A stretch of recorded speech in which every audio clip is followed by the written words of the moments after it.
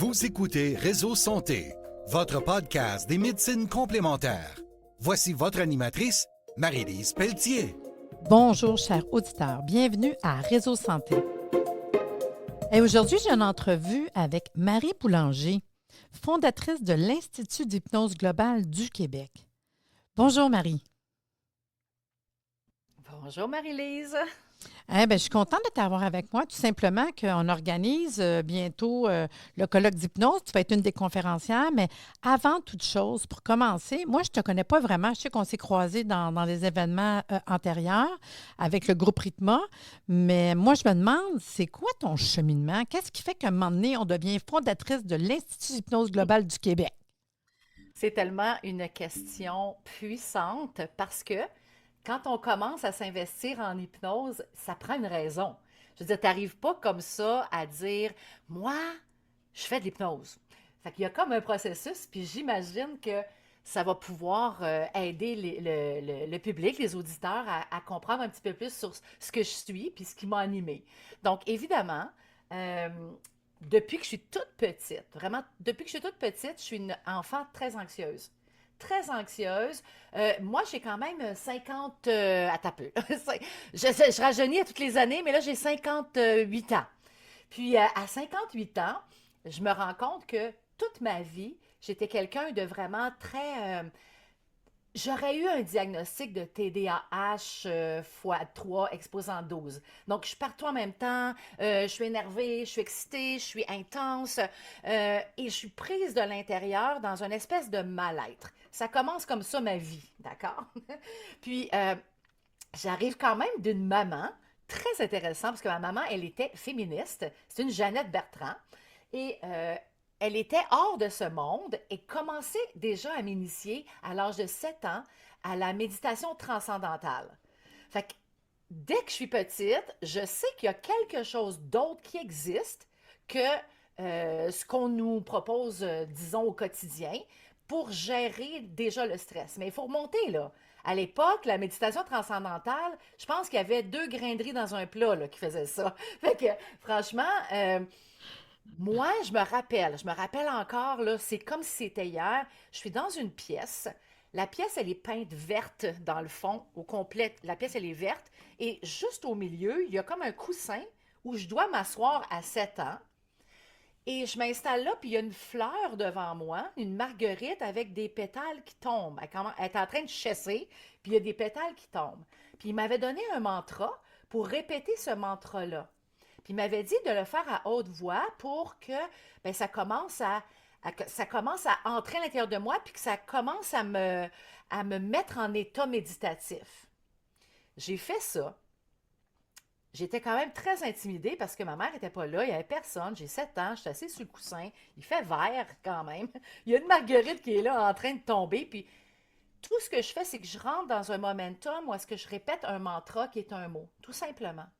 Et en le répétant, là, je le sais aujourd'hui en neurosciences, mais en le répétant, ça fait une vibration dans ma gorge. Et je sais maintenant, mais à l'époque, je ne savais pas, ce que ça fait quand on fait vibrato dans la gorge, ça régule et organise le nerf vague. Je ne savais pas à cette époque-là. Les autres non plus, probablement. Fait que l'idée, c'est que je rentre dans cette pièce-là et je vais beaucoup mieux au niveau de l'anxiété. Fait que ça sème une petite graine. Puis après ça, ça devient terrible. Donc, ça commence à continuer. Là, je fais un peu de méditation, mais tu sais, un enfant, au niveau de la rigueur de tout ça, c'est pas nécessairement coulé dans le béton. Mais je continue à avancer dans ma vie, puis je suis de plus en plus anxieuse, jusqu'à un moment donné où vraiment, j'ai un trouble de stress, un TAG. J'ai vraiment comme un trouble d'anxiété généralisée où je fais du trouble panique, de l'angoisse, de l'anxiété. J'ai le cœur qui bat, je shake, je suis devant mes étudiants parce que, je t'ai pas dit, je suis une enseignante de formation.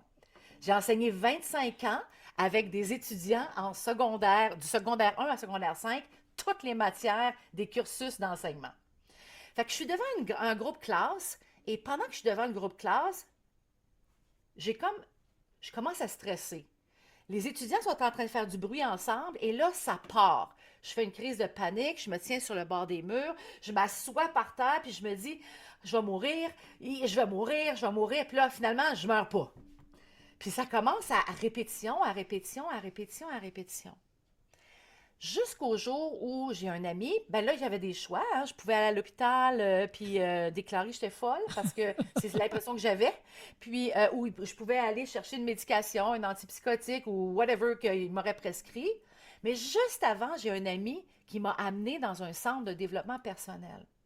Et quand je suis arrivée dans le centre de développement personnel, évidemment, j'étais sûre que c'était une secte.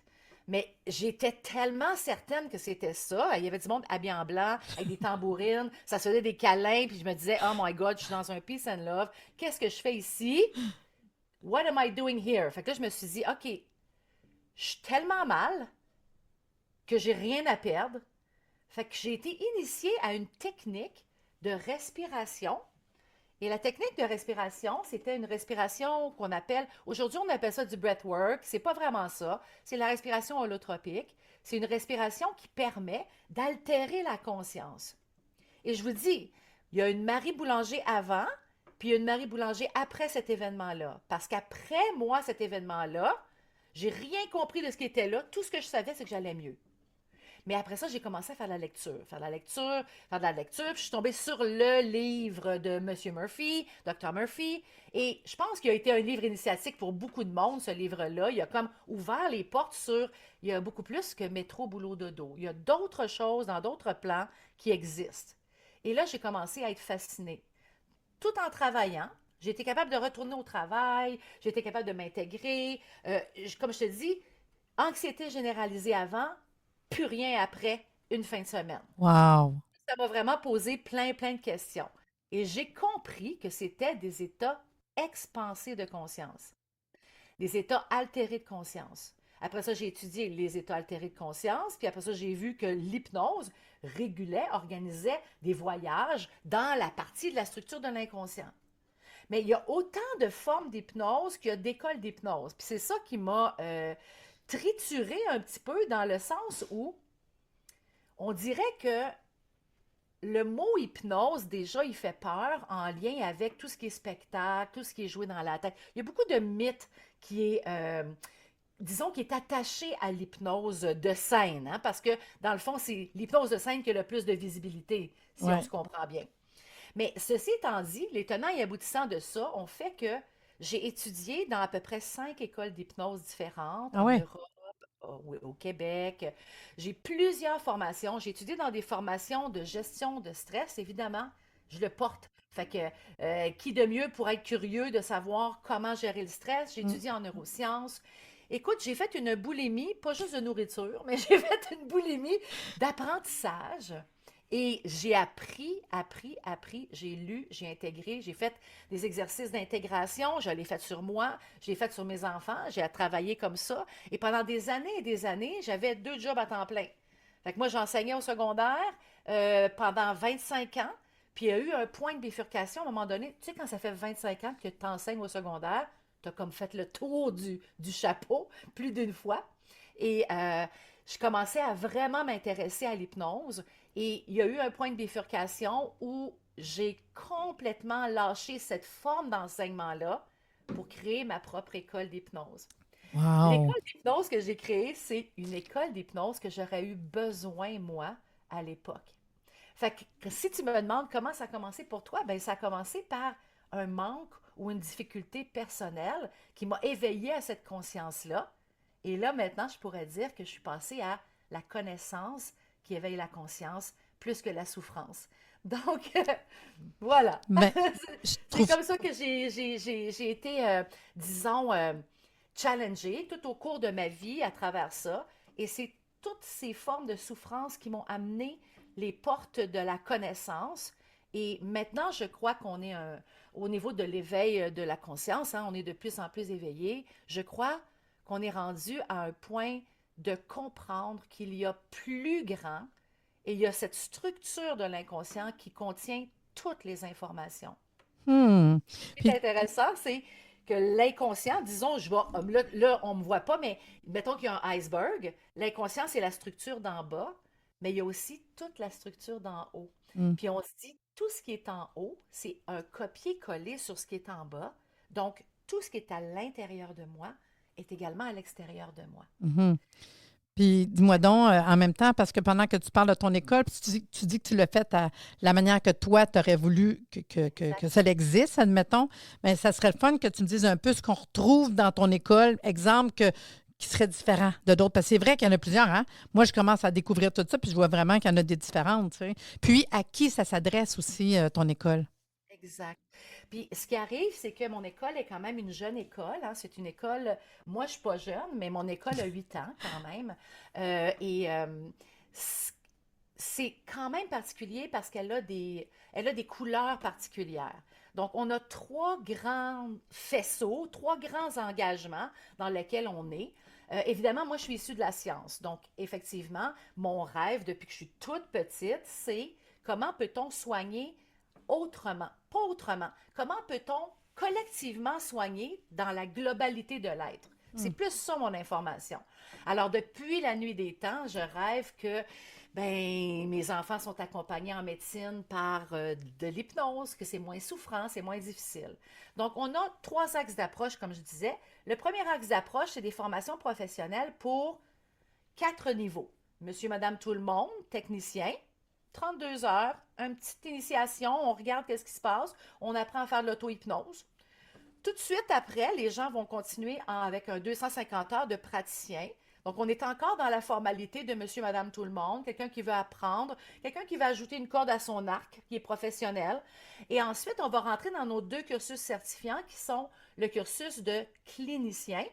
Donc, on peut travailler avec 520 heures en clinique, accompagner quelqu'un sur 5, 6, 7 rendez-vous et avoir une suite pédagogique qui est structurée pour accompagner n'importe quelle demande parce qu'on sait que l'inconscient organise et c'est lui qui prend toutes les décisions dans toutes les sphères d'action dans lesquelles tu travailles.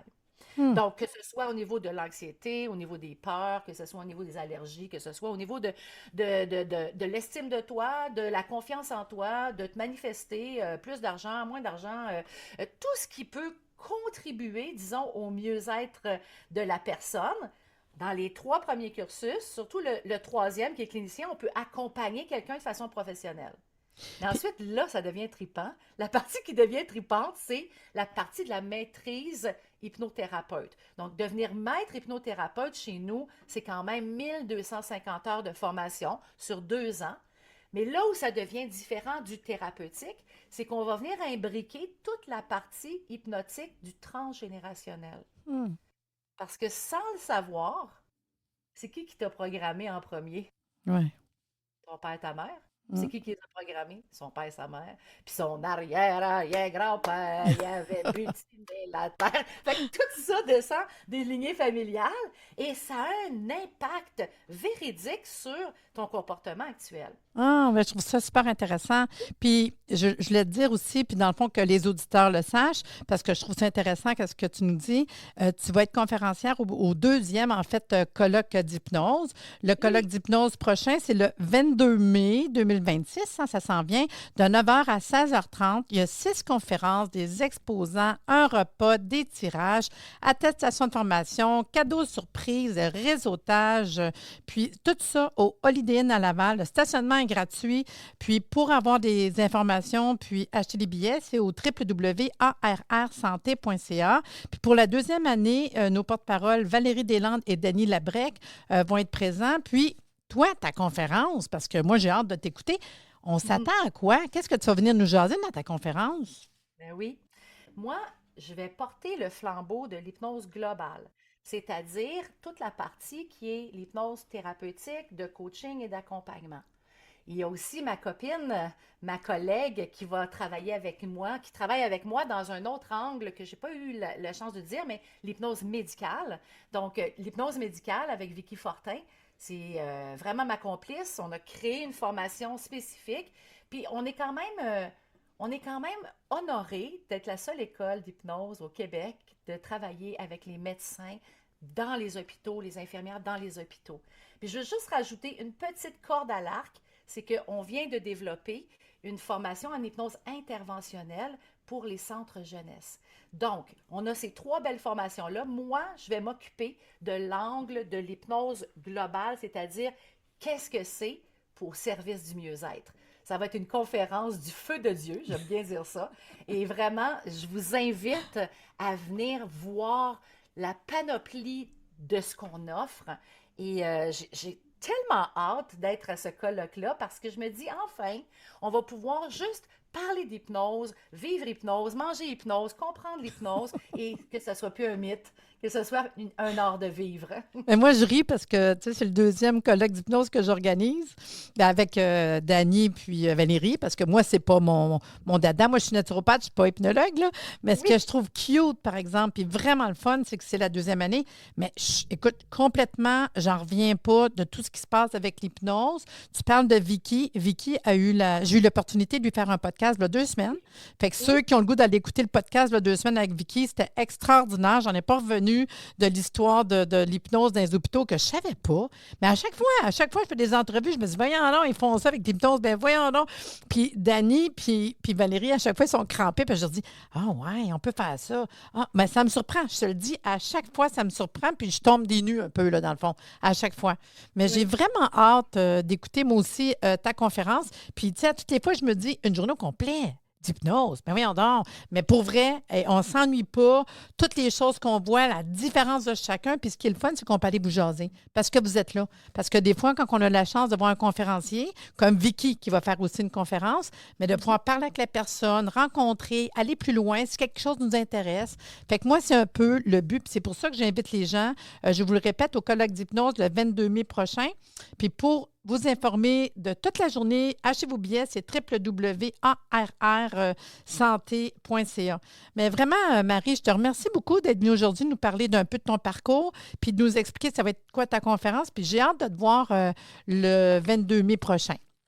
Ben, tu sais quoi, Marie-Lise, je suis enchantée, je me sens honorée de cette entrevue-là. Vicky aussi m'en a parlé, comment on t'a trouvée extraordinaire, ouverte et gentille, mais surtout, tu nous permets de nous révéler à travers les questions que tu poses. Donc, merci beaucoup. Franchement, on est honorés d'être là toutes les deux, puis on va vous parler de ce qui se passe à l'IHGDQ.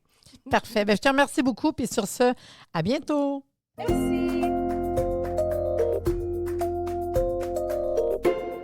J'ai adoré. C'était super le fun. Merci de nous avoir écoutés. Soyez des nôtres tous les mardis à compter de 9h30 pour des entrevues avec un invité différent qui saura vous plaire. Si vous aimez le podcast, abonnez-vous pour être informé et partagez en grand nombre.